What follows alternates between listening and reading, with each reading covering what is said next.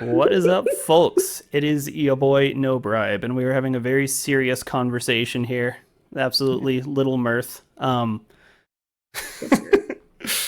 We're here with Leah and Toasty. They are some cosplay. What would you call yourselves? Content creators, influencers, participants, hobbyists. I call myself a cosplay fairy godmother. Sure. Okay, But okay. sure, yeah. And just for There's any of those terms you can use for me. I like it. I like it. we need like one master term for that, almost like cosplayer or something. Weird. Yeah. Now too easy. But let's see. I met Leah at LVO when I was covering that earlier this year. Yeah, that was back in January. Yep. And she was running the cosplay contest there. That was the first cosplay event I've ever actually covered. So it really Really? piqued my interest. Yeah. It I don't know, gave me the bug a little bit. And then I've recently met Toasty at the Sonic Neon Summit, who they were running the cosplay event there and did a fantastic job. First year convention, absolutely smashed it. Oh yeah, thank you. Which is actually something I think is cool about having both of y'all on here was with LVO, obviously the primary focus is on, tabletop wargaming. They had the biggest 40K event like tournament ever. So that should tell a little bit of the story. It's cool to have I guess people pushing the front from kind of the ground up. And, we all see clips of these kind of star cosplayers that have, a million subscribers or whatever. And I think a lot of people miss out on what happens in the day to day and kind of, people who are kind of climbing in that process too, assuming that's even their goal. Yeah, All right. that's one thing that I really appreciated about working with LVO. Well, FLG Frontline Gaming, but LVO specifically was like I just showed up as a fan one year. I didn't even know that like cosplay really had much of a like there were many cosplayers at the event itself. So I just showed up in my robe from like the original X-Men cartoon and just kind of Kool-Aid band my way through the door and was like, hello, I am here. I do like cosplay. And they absolutely loved it. So yeah, the rest is kind of history. They saw that I had like a background in PR and communications and wanted to work together. So that's basically what happened. And at least with this year specifically, they're changing venues and it's going to be bigger and they're really trying to expand more into like a all-encompassing Comic-Con, which is really cool. It's just cosplay is going to get even bigger there, which is really exciting. And they're letting me get away with more shenanigans, which is the most exciting part for me. Yeah, but they've been running for quite a while. This is only like my third year in like an official capacity with them. Yeah. So what kind of got you interested in cosplay in the first place? So I think the biggest influence on my cosplay career was starting theater at a young age and growing up doing theater and then becoming an adult and realizing, oh my God, wait, I can do this. And it's like somewhat socially accepted. So as I got into anime in college, I started seeing a lot more stuff online for cosplay. And I was like, wait, that's so cool. I kind of want to do that. And then I graduated college and I was like, wait, now I have adult money. So then I started cosplaying. I originally started with Naruto. And then I went to Demon Slayer. And now I'm at Sonic and I'm pretty much stuck in Sonic. As you can probably tell from the background, I'm kind of stuck in Sonic. Oh my God. Nothing wrong with that. That's so Thank you. with mine, it was kind of like when I was a little kid, I mean, obviously I watched like American cartoons, but I was also raised with a lot of like Japanese anime. So like I was getting up at 6 o'clock in the morning on school days to catch the latest episode of Sailor Moon, and stuff like that. So I played dress up as a little kid, and my grandma taught me how to sew. Yep. And I just kind of never stopped playing dress up. Um, yeah, kept doing it a little bit through middle school and got more into it in high school. I guess I officially started cosplaying and knowing that that was a thing with a name in probably 2005 about. Uh, and then started actually like getting into it and like doing something with that probably about 5 years later. That's cool.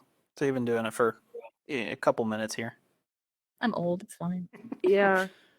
Y- I was gonna say you don't want to know what year I was born. Well, you mentioned though waking up like at 6 a.m. to watch anime, and I'm sitting here with, like remembering Ronin Warriors, so that probably says something. It was like that and Speed Racer were technically my first anime, but Just saying. It's classics, man. yeah. We can call it that. We're not aging ourselves. It's fine. We're not old. Yeah, we're uh, something about wine or cheese or I don't know. I don't know. All right. So, anyone who's watching my stuff, I've kind of jumped around topics a lot content wise. But again, a lot of the people who are subbed to my stuff are coming from a gaming background. So they know probably the basics, of cosplay, kind of what it is. I just wanted to cover some basic etiquette for anyone who might be interested or might be interested in learning more. I know there are certain pitfalls to avoid for people who might not realize something comes off as rude or whatever. Kind of what if you want to go the direction of pet peeves, or if you just kind of want to give some basic, like if you're in a full costume, say it's something that's a little bit mobility restrictive or a little cumbersome, what way do you prefer to be approached for things like pictures? For me personally, May I'll let you go first. okay. Um, okay, well, I don't want to just be like immediately into the pet peeves. So for every pet peeve, I'll say something I like to do. Okay, I don't like negative Nancy this. Because then we'll start playing a game of don't even get me started. And so thank you, Tosi. You get me. So one thing that I specifically do not like is when if I'm clearly if I am clearly preoccupied in some way, shape, or form, like if I'm eating, if you are standing between me and the bathroom and you see me beelining, something. Toaster at the guy here. Oh my god.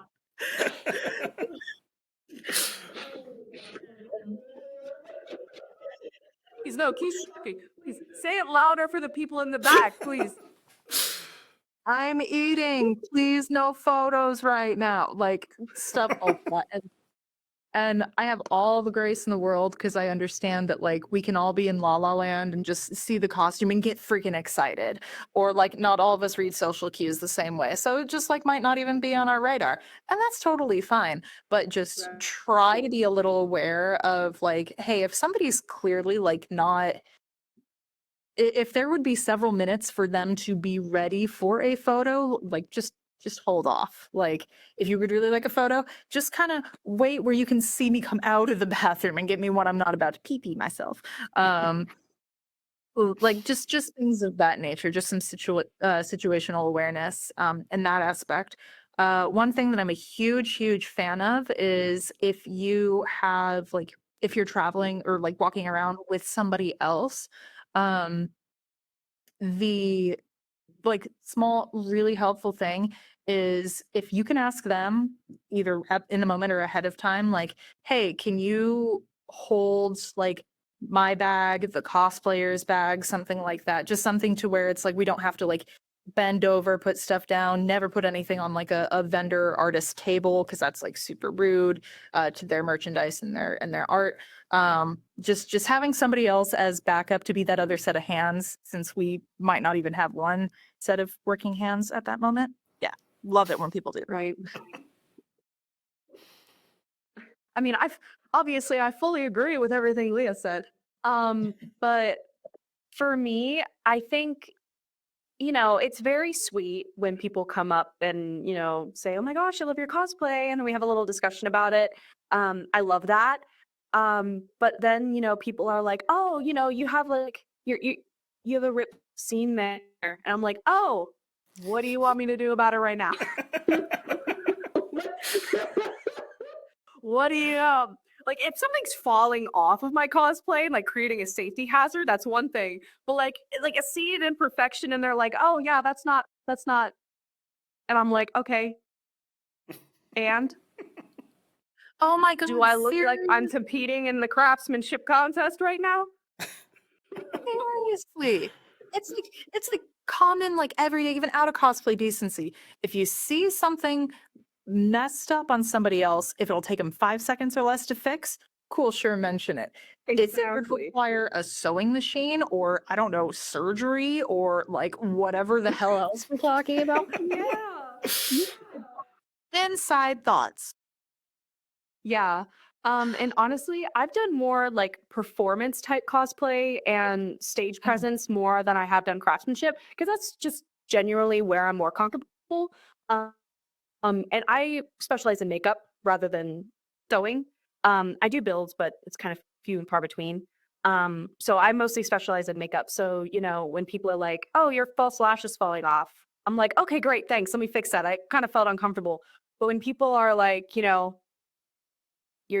skin tone, like your forehead doesn't give a line, I'm like, "All right, thanks. Thank you."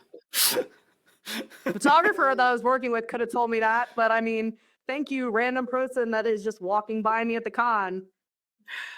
See, Man, like, it's just awkward. You random citizen.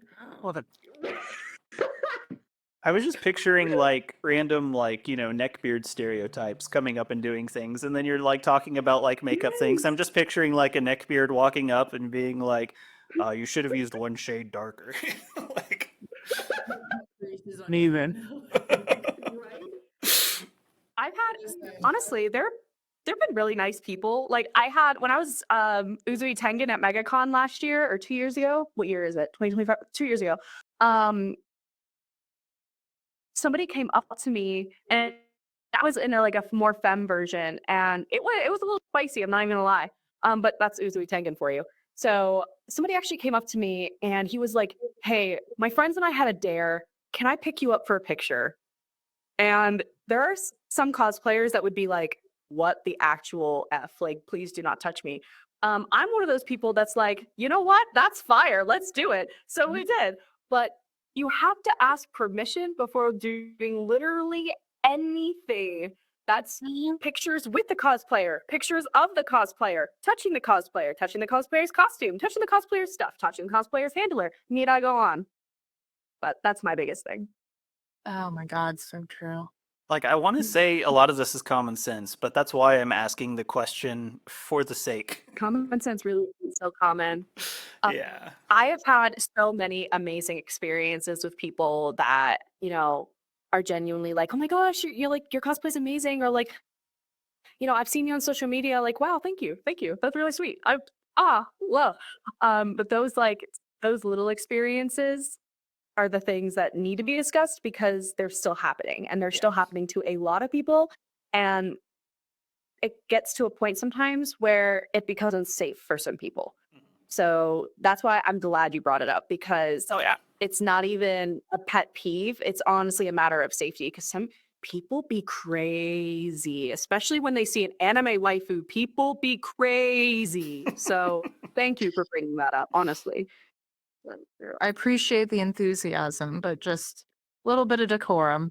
Yeah. Just ask. Just ask. Toasty gets it. Use your words. If they're appropriate. I mean, sometimes they're not. We're not willing to record them. Must be so for real. All right, let's be real. The Yeah, thing no, that you're going to say, unless you're really charismatic, even if you are, it only has a 5% chance of landing anyway. So if you have to think about it, maybe just don't.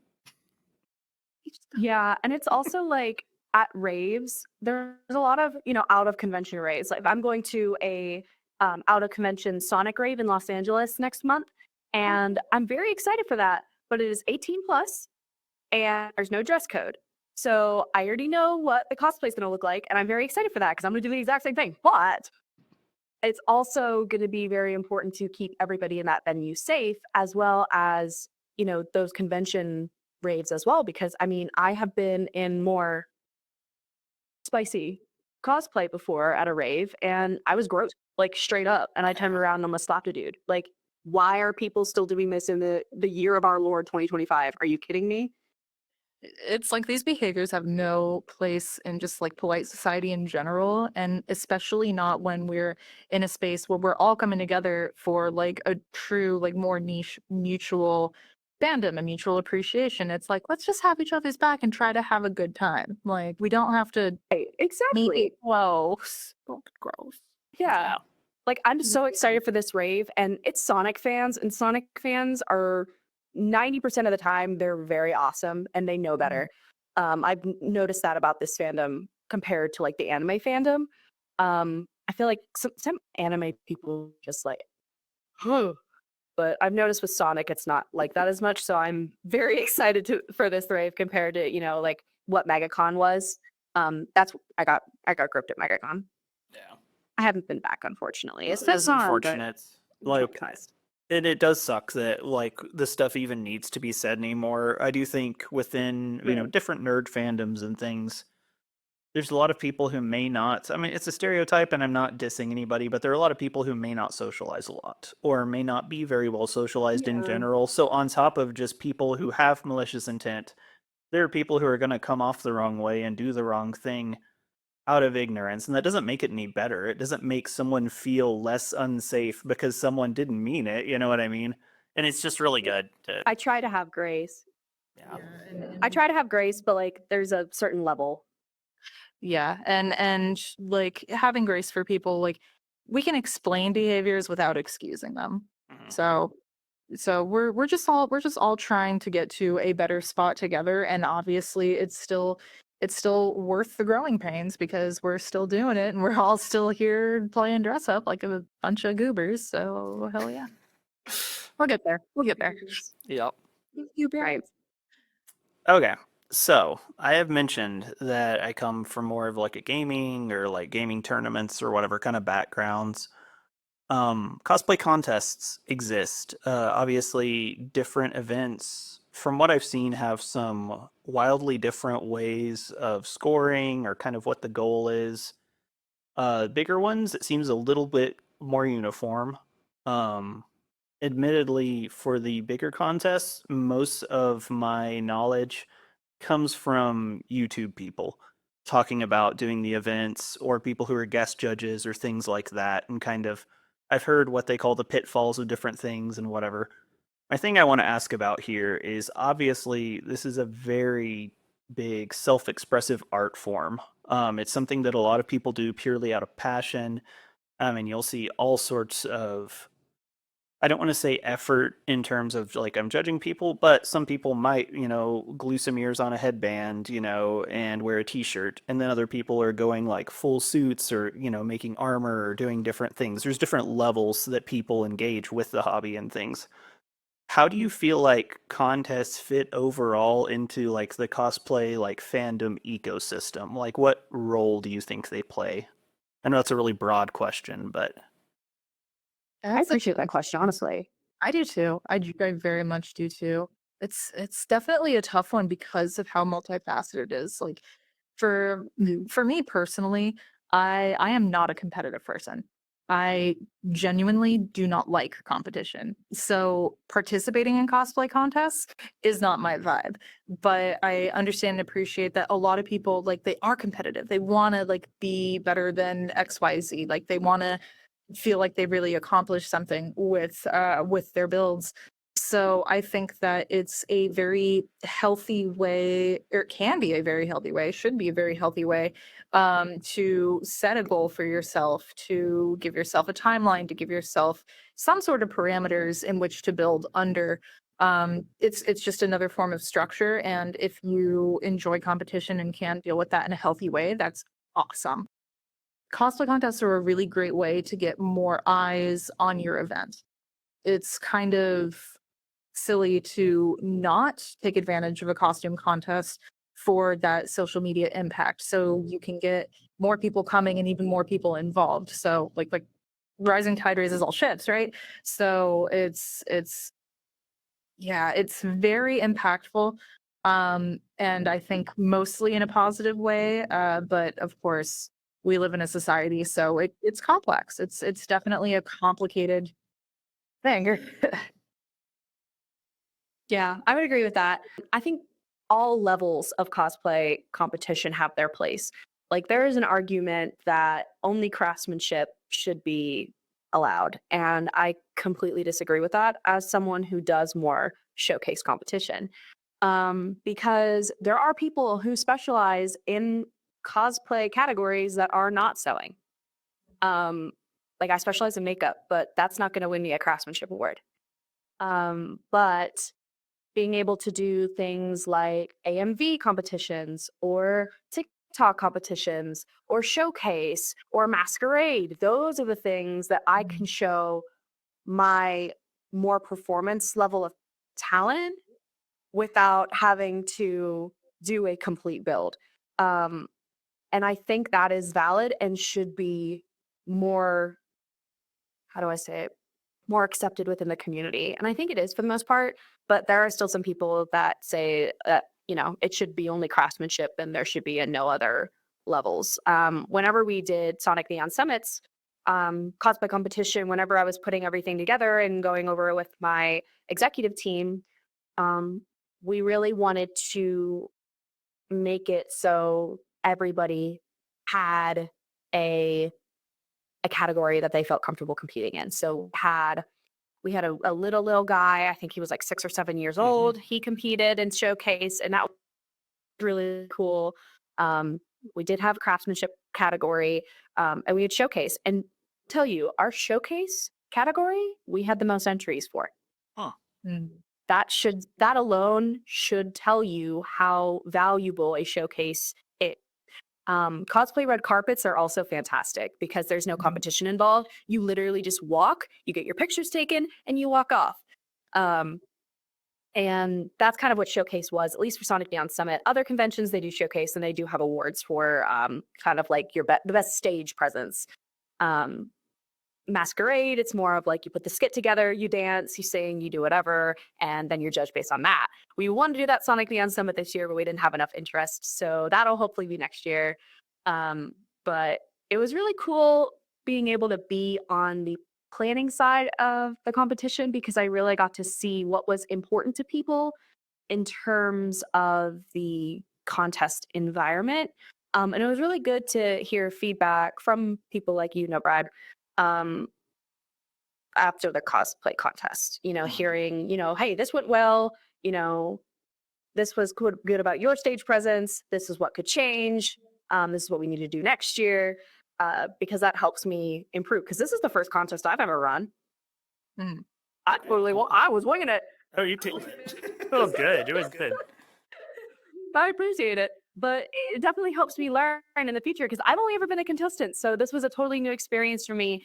And it definitely cemented how important all levels of competition are. And in terms of judging a craftsmanship competition, and I don't know, Leah, if you can weigh in on this as well. In terms of judging the craftsmanship competition, everyone is at a different place. And some bigger competitions, they have, best in show, best novice, best intermediate, best advanced. We didn't have the numbers or tools to be able to do that at Sonic Neon Summit. So what we did was a first, second, and third place for craftsmanship across the board. And we had the entry numbers to do that.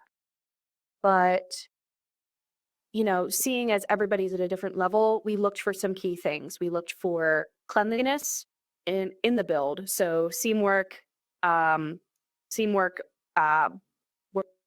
but also seam work with, the actual like armor builds, and fursuit builds. We had one of our other judges is a fursuit maker, so she got to weigh in more on that compared to me and my other judge who don't really have experience with fursuits, which was really nice. We looked for how long it took. We looked for attention to detail, all things that, despite your maybe level of how long you've been doing this or your level of experience, are all things that can be achieved. Yeah, that's a really, really good point. And we didn't really have the numbers, at least at the first LVO, to really divvy it up. Like very much like what you had said. Um, I find it really difficult to like to be able to judge just like a first, second, third overall kind of way, only because there are so many people that you can tell just poured their heart and soul into it, but it's their very first one. But at the same time, like, and most people are pretty understanding about that. But then at the same time, you'll have people that would normally fit into like a beginner. This might be their first time actually entering a contest, or an intermediate. They've never won anything, but this was their project and they blew it out of the water, and they would have taken best in show like overall, and they still get first. So Right. it's so situationally dependent, and it takes a lot of um there's a lot of trust that the participants have to have in us as the organizers and as and judges, just in order to like we are making the best call with like with the options that we have and with the information that we have. So oh, it's so hard though sometimes. Oh yeah, I completely agree. Like our Sonic Neon Summit, we had 3 winners. We had a first, second, and third. They were absolutely phenomenal, and it was my honor, my pleasure to give them awards. But there were if I would have been able to give everybody an award, I could have, because everyone was amazing. And there were some people that, they told me, "Oh my gosh, this is my first time, making a costume." And you could kind of see that, but at the same time, you could also see how much time and effort and blood, sweat, and tears that went into their cosplays. And it was like, oh, like I said this on stage, I said it in my Instagram post, I said it to everybody that I came across. It was such a hard decision. They keep us a run for our money. And I'm so proud of everybody who entered. I really am. And I wish I could give them all a hug and tell them that, because it was amazing. And I'm very proud and very honored to have judged them. I was that sappy mofo that after our contest was over, I went and hugged and talked to every single one of them. Be like, I like this and I like this, and you're amazing and I love you and you're beautiful. Forehead kiss. You know the thing. That was me to like everybody. It was ridiculous, but If I could weigh in from the again, like the tournament perspective, because if you're looking at things like video games or card games, it's pretty objective. In a fighting game tournament, this person beat the other person. Whatever, it advances. Things like tabletop game, wargaming, where you're painting miniatures. There's usually a best painted category. For Blood Bowl in particular, like it's supposed to be a football game, and normally the person who gets the most points in the games wins, and whoever wins the most games should win, right? But there's also awards for allowing the fewest touchdowns against you, for getting the most casualties, even though, again, the point of the game isn't to casualty people, but the guy who does still gets a trophy, I think my point with that is, I think the diversity of trophies does a really good job of rewarding people in different ways. And I think that I personally really like to see like judges' choice. If you have a panel of 3 or 4 judges and they each pick out somebody and they can give a reason, and it doesn't necessarily have to be, based on anything in particular. Maybe just that character means a lot to the person doing it, and and it speaks to them, and they admire their expression. It opens up I guess the options and stuff. But something I will say, running contests, I don't care if 3 people show up. If you are organizing an event and you are letting people express themselves, and you are you're basically validating that for people. I mean, they can enjoy what they enjoy. Maybe some people, they do it for fun. They don't get to go out that much, and the best they get is a comment on social media that says that's cool, and something as simple as that can mean the world to them. But being able to stand on a stage and to have somebody tell them what they're doing, was good, like that makes it seem a lot more worthwhile, and it can really, I guess, affect people's confidence about doing it in the future too. So, I mean, shout out to you for like actually doing the work on all that, because it sort of creates, I mean, contests, I feel like, add to the perceived validity for a lot of people who may not be in the hobby otherwise and not understand the other elements of it. yeah, that's super true. that validation and that recognition, like psychologically speaking, that's just very, very important. Like to us as people, we want to see our efforts recognized and acknowledged, like no matter what it's in and what capacity. So I think you're 100% right on that as far as just like the overall ecosystem of it. And also like it is definitely hard to try to like temper people's expectations and not be disappointed in yourself for not doing a better job, but knowing that you still did a really good job. And it's a lot. That's what I struggled with a lot after Sonic Dance Summit is like I immediately got off stage. I looked at my best friend and I was like, did that suck?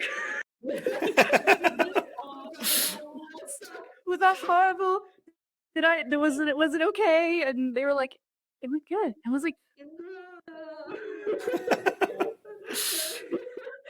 like I like being on stage. I was telling I was on another call before this talking about another event that I'm doing, and I told her, I was like, I'll get on stage and make a total fool of myself for fun. Like I don't care. Like I'll get on stage and just be like, what's up? And I don't care. Like if you're gonna make fun of me, do it in person so I can laugh at myself with you rather than on social media. That's all I ask.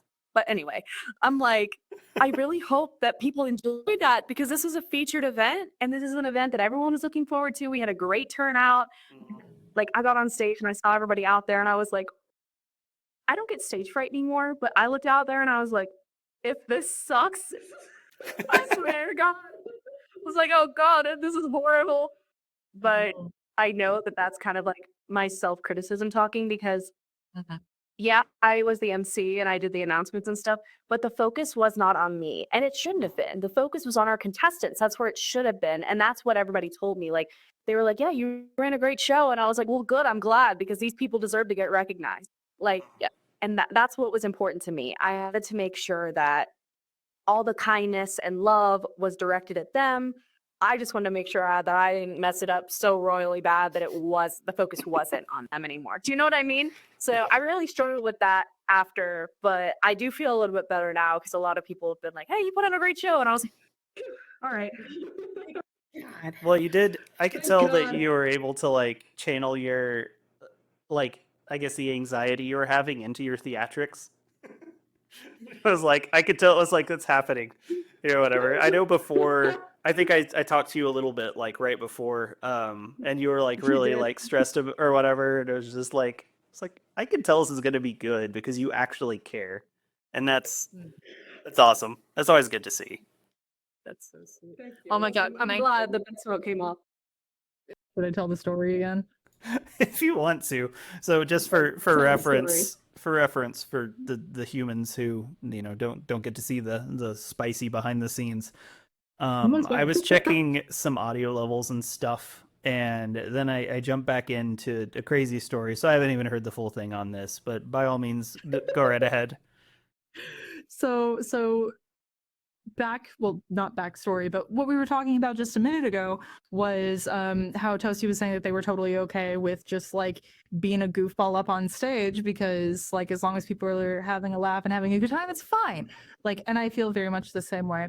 And I was relating the tale of I was an MC at KawaiiCon, which is like Hawaii's state convention. So we're at opening ceremonies, 10,000 people. I'm wearing Queen Zelda from Legend of Zelda Hyrule Warriors. And I'm walking up on stage and suddenly my pauldron off of my hip pops off and just hits the ground, goes thunk, thunk, thunk, thunk, thunk, thunk, and just like half rolls away. And I'm just like, But so like, I had to play it off as well as I could. So I just run over and I grab it. And I'm like, I won. I broke my costume first. I win, everybody else loses. Okay, so anyway, and then I ran over and I hand it to my voice actor friend, Michael Centurniclaus, and he's just like, he puts it on his head. He's just like, I don't know what's in it. My body like so. Everybody ends up laughing their ass off. So it was a good time of. Again, it's just shit happens. It's fine. Everything's fine. Roll with it. You really do. I wasn't in my underwear about this. Like, yes, that's good. That's what I was worried about when you said that. I was like, God, like your costume didn't break. So you were left in your underwear, right? Because that would be unfortunate. I've had a nip slip in cosplay before. It's really important. I mean, I think we've all had something, if not exactly that, similar to that. No, like there was one time at a rave, I looked down, like my whole boob was just out. I was like, ah shit. My bad, guys. Hey, it happens to the best of us. Listen, free the nipple. The most important movement of our lives. That's going in the thumbnail. Hashtag free the nipple. Lesbians.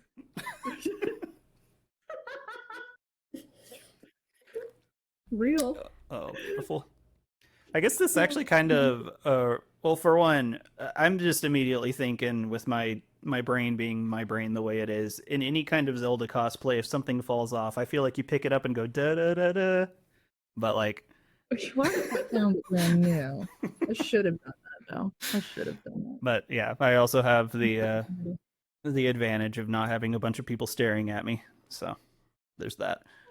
But yeah, this kind of segues into one of the other things I was going to ask about was like favorite memories and horror stories. I think we're kind of already on that path, but anything that stands out, positive, negative, just funny, whatever.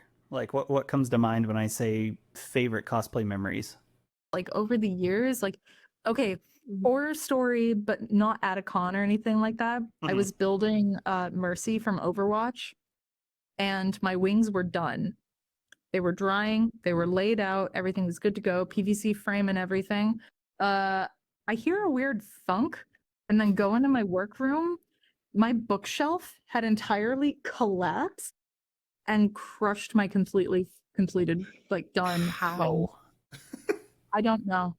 That was like some final destination for my wings. That would have been my 13th reason. It was my That was first my reason. I'm 13th currently a ghost. Did you not I follow cried the for Zelda. IKEA instructions or? It was one of those like super like the outdoor really heavy duty plastic ones, like the industrial ones that like they're gonna survive World War III with the cockroaches. Like, so I don't know how it. God, you appreciate it. They're just losing it. But yeah, that was my horror story. I don't know, man. Oh, I have a good memory. yeah, you go first. You go first with good memories. Let me purge my ears of what I just said. I do have a good memory. So I went to Chattanooga for my birthday last year in Chattanooga, Tennessee. And my friend and I did a couple different cosplays, but the one that we did on day one, so like the Friday we went, Saturday was my birthday. So I did Cowboy Sonic that day, which I started that. I want Sega Hard Like to Know. That was me. Anyway, so Friday my friend and I did, thank you. My friend and I did Mario and Luigi. And we were just walking around the con, we had the mustaches on and everything. We walk around the con and they were still taking entries for the lip sync competition. So I lip synced Baby by Justin Bieber and Luigi cosplay. And I did not win, but I was wished a happy birthday on stage by the organizers.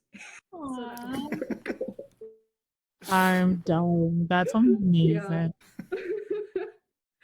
The video no longer exists because I watched it again a couple months ago and I was like, that's actually cringe as hell. I'm gonna put that away.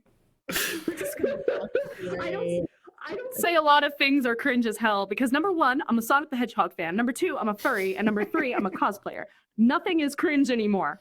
That video, that was fucking cringe. That will never see the light of day. Oh, Lordy. Never see the light. You can't make me cringe. I'm a Sonic fan. That's what I'm saying. Yes. Cringe is dead. Listen, Cringe is dead and I Tails really killed have- it. I have Eggman's announcement from Snapcube and fancy text on my wall. Cringe is dead. Cringe is dead. I just want to add for Sonic Neon Summit, right? I've basically been, trying to expand my horizons with media stuff. I love doing live event coverage. I love just in general recording history. I find it interesting. If I hear any word about a protest near me, I try to get down there and snap some pics. I want history to be recorded, and I love especially fandom things. My history with Sonic, like I love retro games, so I came at it more from a gaming standpoint, right? And then from Yeah. I'd seen the cartoons, that kind of thing as they were airing. It's not like I don't know the character, but I'd never interacted with the fandom directly per se. And they were super really? nice. Yeah, they were super chill. I've also Nice. never been to a con that had, I wouldn't call the, Sonic Neon Summit a furry con specifically, but it had a lot more of that direction than kind of what I had been into. It was run by furries. Yeah, so like It was run by furries. that was the first one I'd ever gone to that had that kind of slant to it too. So again, it was just like really chill and cool. I was like, okay, like I'm down. So it's cool. Yeah, I just and yeah. We were lucky to have you. We really were. Cool. I don't know what we would have done without you because it was so nice being able to meet you and see you and talk to you. And you just coming up to me and be like, "Hey, what do you want coverage of?" And I was like, and then you're like, I was running around like a chicken with my head weekend. You still like stopped me and you were like, "Let's get some pictures while you have 30 seconds." And I was like, Okay. because I would have forgotten. And like, I appreciated that so much. You were stressed out, right? Because I had mentioned the first day, and I could tell by the end of the day, you had your week off already. Like, I'm assuming you're already like checked out for the day. So I'm like, okay, cool, context clues, we got it, right? And then after, again, I could tell that you were like really anxious, like worked up about things and trying to keep stuff flowing or whatever. And you were like, somebody at the cosplay repair booth was like, hey, why don't you take a break for like 10 seconds? You're like, no, I don't want to take a break. And I'm like, well, how about you take some pictures instead? So that's like, I wanted to do like a little photo shoot with you, but also I was like, that will be enough distraction to perhaps allow this human being to decompress slightly. Yeah. And it really did. It was really nice. And the way you were like, you want to take the badge off? And I was like, no, our badge. Because my badge had my little staff acrylic badge on it, which I don't know where it is at the moment, or I'd show you. But it actually said Sonic Neon Summit 2025 staff and said my name on it, and it was really cool. But that's what I also had the badge ribbons that said "Gotta go fast," which Jimmy actually got that tattooed, by the way. Okay. I don't know if Awesome. you knew that. No, Brad. And then I also had a badge ribbon that said, "Please join me in the crowd." So I love my badge. That's so cool. Need better badges. Yeah. I like the ribbons. I loved. Go ahead. I want to get ribbons next year. I think we want to do that next year. Yeah, I didn't know ribbons were a thing. It's a cool little like just something. It's kind of the equivalent of trading the candy at the raves or whatever. Yeah. The thing for Basically. a lot of war gamers is, especially if they have like a little podcast or something, people get custom dice and they'll like trade them or whatever. So I have like more D6s than I will ever be able to use in my life that have like little team logos and things. But I love that kind of stuff. Okay, so there will be at least some people that view this that are interested in the hobby but don't know where to start. It's a cliche question, but kind of where would you recommend somebody starting? Do you think you need to do a lot of research on the topic? Obviously, there's some, basic craftsmanship things that you can probably look up tutorials and learn a whole lot in a few seconds from, and save some trial and error, that kind of thing. Also, as far as the planning or characters or whatever, is there like a minimum that people have to achieve, for a costume? I mentioned earlier, some people were like wearing a t-shirt, and like little animal ears or something, and that was like their costume. Like, is there a certain amount that makes it real cosplay, or kind of what's your response to that? Because I hear some people say, especially people from outside the hobby, I've heard them say, oh, unless you look exactly like the character, it doesn't count, that kind of thing. Like, I guess kind of what's your response to that? Why are they hating from outside the club when I can't even get in? Right. Yes. Thank you. She gets me. She gets me.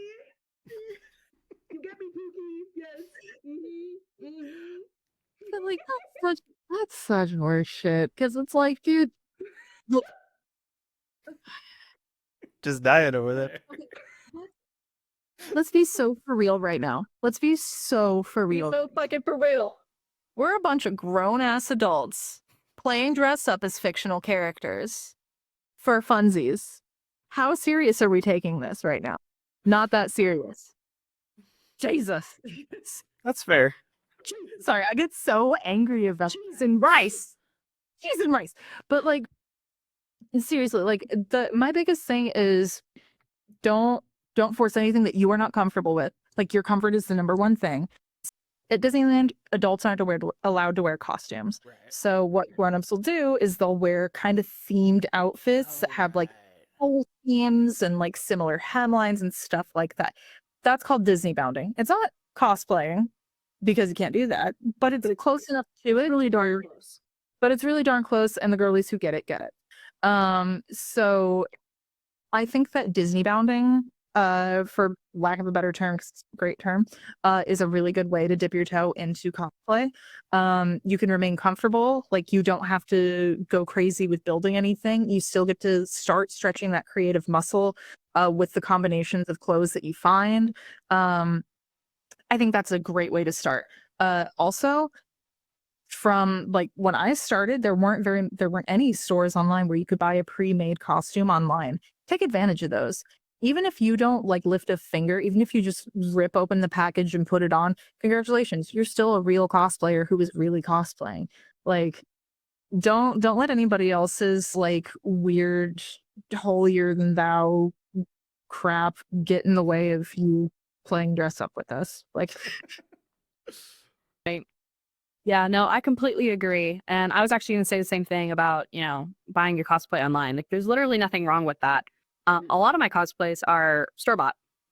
It is sometimes easier and cheaper. And also, in terms of, starting out, there's nothing that you need to do to be real, but you want to start somewhere. You want to start with a character that you kin, or a character that you can relate to, because when you see yourself in that cosplay for the first time, even if it doesn't look exactly how you wanted it to look, if you have an emotional connection to the character you're cosplaying, your confidence will soar and you will feel as good as you should in your cosplay. The first time I cosplayed Sonic, I did not want to take it off. that's so cute.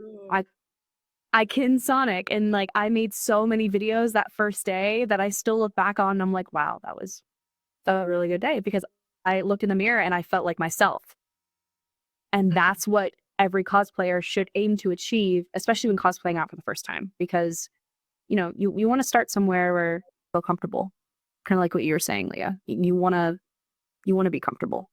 Yeah, like, and not just physically, but like emotionally and spiritually and everything as well too. Yep. And that's such a good point, like as far as someone that you've like a character that you have an emotional connection to, because also like that feeling when somebody comes up to you and is just like freaking out because they also love that character, like immediate friendship. Like you might never speak again, you might be friends for decades to come, but like just that connection, like that's why we're doing it, to all have fun and be excited about stuff together. Like, so no, that was a really, really good. Yeah, and I can say too, at least from the, like I do a lot of model building and stuff like that, but if I'm more into whatever the model is, if it's just a case of I just haven't built anything in forever, I'm just grabbing something that's on sale and throwing it together, I have way more motivation to throw together something that I have a personal connection to. And it's easier, if there's a tedious, like if I imagine if somebody's doing like sewing or something where it's a lot of work, like being connected to a project gives you extra motivation to get stuff done, just in general. Right. So I agree. 100%. So what are the upcoming cons? What are the upcoming projects? Oof. What do you got, Leah? Well, there's the one that I told you guys about, the word that probably can't say on stream, Stowed. Other than that, like my real focus is on LVO stuff. I'm gonna go show face at the Lone Star Open, which is FLG's Texas event, which has like a really heavy like all the different branches of the military have like a presence there, and it's so funny watching them just get so ultra competitive, and I'm just sitting on the sidelines like, keep fighting, go which way, like. Great. So that's my next event, and I'm gonna be bringing a costume that I can actually show you guys a little bit of it. It looks really so I bought off of Etsy the start to a sister Oh, nice. oh, she did so good on the scroll, but as Ooh. Pencha. And so that's like the little like loincloth situation, and much leather and ripped and black and this. So, but it's also gonna be summer. So I'm wearing that. That is a 2-day show, and I'm just gonna go and have fun and run around. So anybody's in Allen, Texas, or can get there, you can come run around with, laugh at the competitive boys, and we can play dress up. Other than that, just tidying up some stuff that I have, because re-wearing costumes is absolutely a thing. And getting Yes, ready it is. and getting ready for LVO in, oh my god, October. Yeah. Crap. Immediately going online and buying so much stuff. Yeah, right. I have Chaos Control Night in August 16th. That is a Sonic rave in Los Angeles. It's ran by my friend Emily, and I'm so excited. I'm actually going to be guesting at it. That's who I was on the phone with right before this. Is we were discussing, the details about that. So I'm so excited. And I'm also excited because I don't get to do spicy cosplay a lot. So I'm really excited to just like go in there and be Sonic the Hedgehog and wear a bikini. I love it. Anyway, so after that, what is next? I don't know if Sonic Expo comes first or if Sonic Con UK comes first, but I'll be in London for Sonic Con UK on November 1st. And then whenever Sonic Expo is, it's sometime in November, I think. It's either October or November. I'll be there in Dallas for that. Those are my upcoming cons. In terms of exactly what I'm cosplaying, I won't know until a week before. Who do you think I am? Come on. Come on now.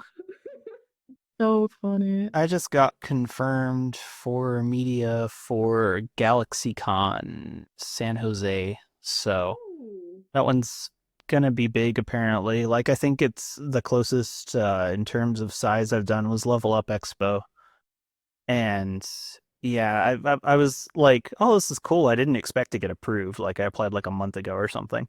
Then I get the thing and I look at it. I'm like, let's review, what all is there. And the first thing on the guest list, I see William Shatner. I'm just like, bro, like this is a real con. Let's go. So, Wait, when is that? that one's August. I want to say like mid-August, I think. Okay. But yeah, Okay. That's so cool. it looks pretty cool. Really awesome. But I'm excited. Congratulations. Yeah, well, and I'm excited to do some more networking. I mean, it has been an absolute pleasure to, I guess, be more involved or cover, some of the cosplay community here. Like, I plan to do a lot more of it. It's just really interesting. It's cool because if you want to be there for the competitive element, that's there. If you want to be there for the self-expression, that's there. If you want to be there just to make a bunch of friends, like, I think overall cosplayers and then the Sonic fandom have been like the least judgmental humans I have encountered. Like it's kind of crazy. Granted, I'm coming from the place of, we all, are trying to kill each other with toy soldiers or cards or whatever, but like in comparison, it's really nice just to go and be able to be out there with people that you have something in common, or whatever, and see those connections and things. And in particular, after the Leah had mentioned, after the ceremonies, everybody's just down there and they're having these little heart-to-hearts and they're like, oh, whatever. And it's the same thing after Level Up Expo, it's the same thing after Sonic Neon Summit, everybody was on the right side of the stage. And it's just this bonding thing. It's super cool. And again, I want to shout out, y'all are making these events come together. Without you, again, it just brings a lot of validity to the art, it makes people feel really special, and it puts a spotlight on a lot of people's hard work that otherwise might not get noticed, and that's really valuable. So yeah, it's the same thing for small scale, like gaming tournament organizers. It's the same concept here. Even people who organize the meetups. Like I know at Level Up Expo, they had a lot of different specific fandom meetups. And you saw these people really putting a lot of energy into getting everyone together and coordinating different kinds of shots and stuff like that. And it's just, I don't know, it's really cool to see. But I want to throw out there, just as someone kind of coming into the community and seeing how wide it spreads, that I appreciate any of it. As far as from like a photographer or videographer standpoint, I like to shoot interesting things. And anybody who's having fun, who's expressing themselves is interesting to me.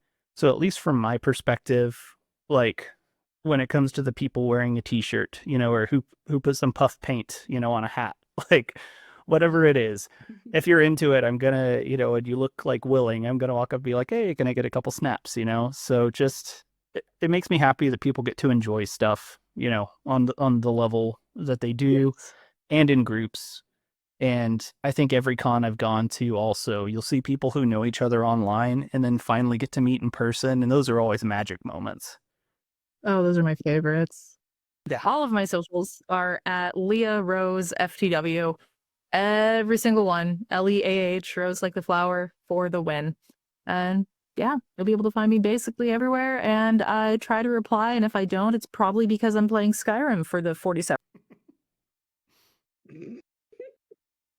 I am toastnjamcos.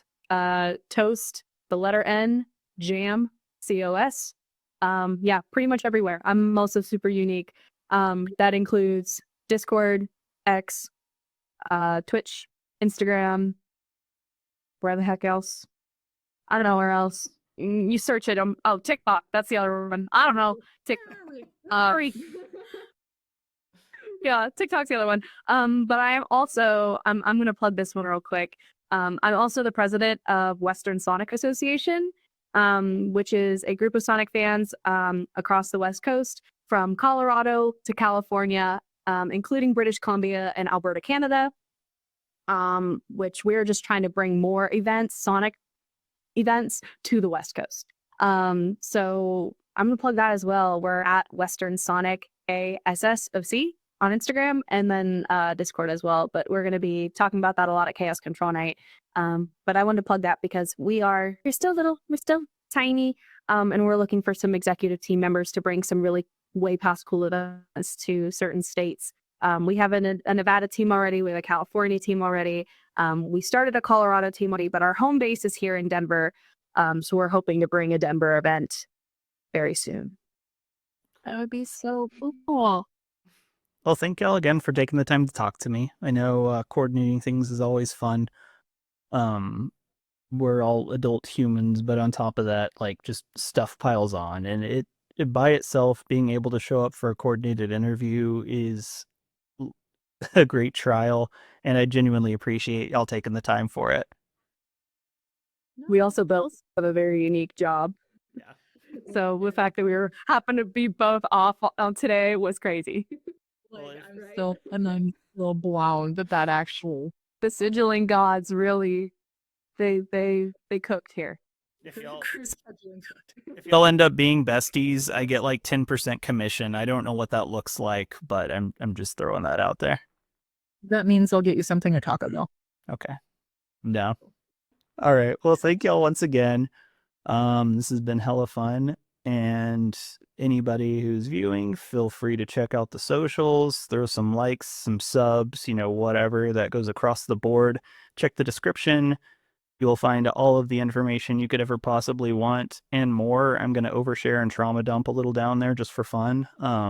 Everyone else is welcome to trauma dump in the comments. I mean, let's have a therapy session. We did. We did. Genuinely did. Multiple topics. And on that note,